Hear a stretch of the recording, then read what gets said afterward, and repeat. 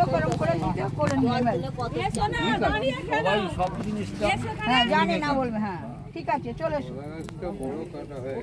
হ্যাঁ কলা গাছটা আমি বললাম আরো হাওয়া বললো না না হাওয়া আরেক আর কম আমি বললাম ওকে এইখান থেকে না ওইটা ঠিক আছে হ্যাঁ হ্যাঁ ও বড় ভালো লাগে দিদি এদিকে তাকান দিদি এদিকে তাকান না দুর্গা ঠাকুর বড় অনেক ওই জন্য কলা গাছ বড় সব বড়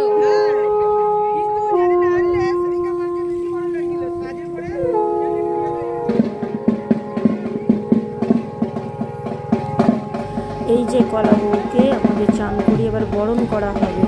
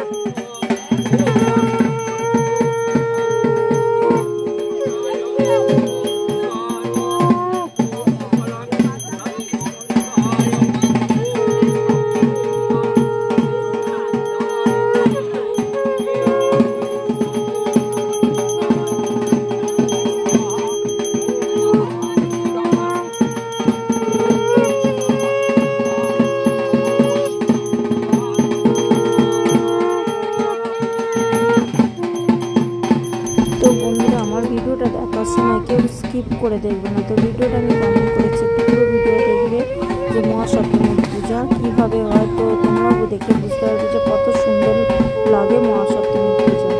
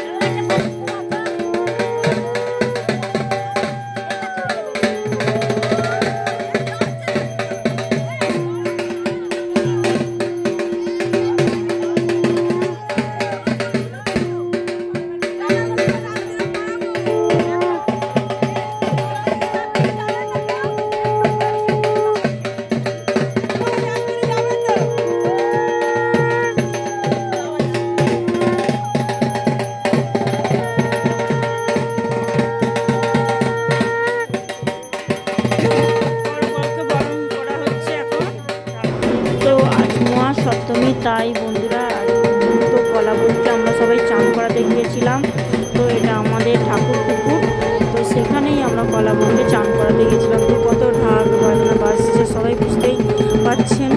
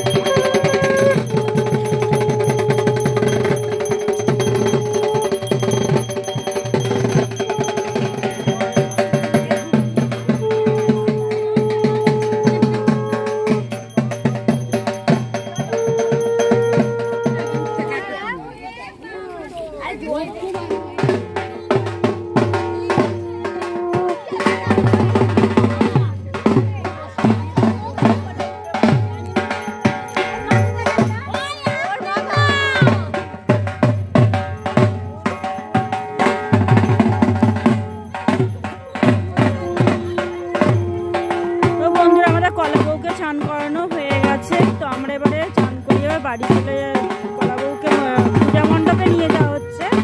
তো তোমরা সবাই দেখতে পাচ্ছ যে আমরা পূজা মণ্ডপে চলে যাচ্ছি।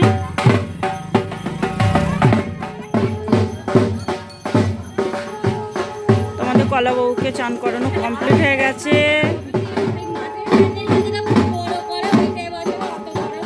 কোনটা বলো? ডানকুল মেন ঠাকুরটা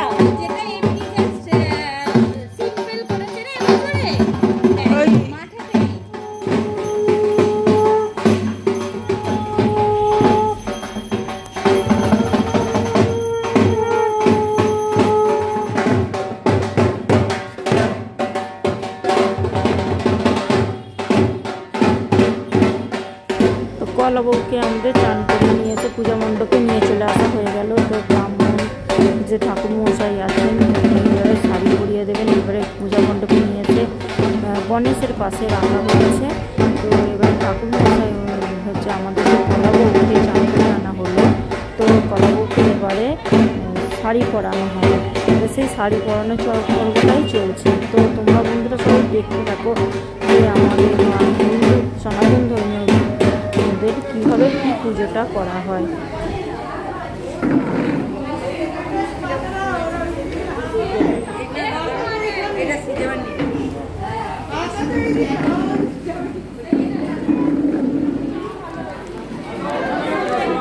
কত বড় গাছ বলছি, কত বড় গাছটা এনেছে। আর কি হবে বাবু দেখাবার জন্য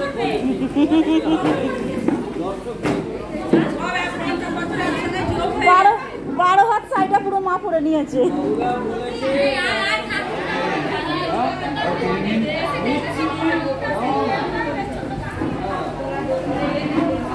ওই বন্ধুরা দেখো সবাই যে আমাদের সপ্তমীর পূজা কেমনভাবে করা হয়। তো কলা বউকে আমাদের শাড়ি পরানো হয়ে গেছে।